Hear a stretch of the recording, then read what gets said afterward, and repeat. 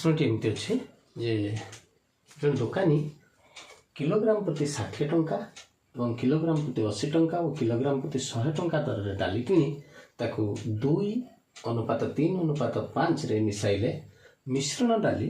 ताकू किलोग्राम प्रति केते दाम हेबो। तेणु ये प्रश्न आम ना जे 2 अर्थात 2 गुणन 60 युक्त 3 गुणन 80 युक्त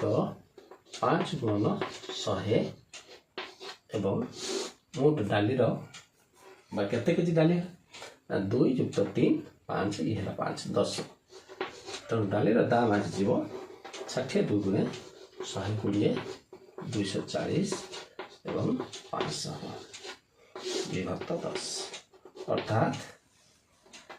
860 विभक्त 10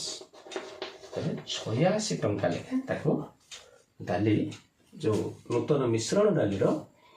दाम है किलोग्राम प्रति 86 टंका।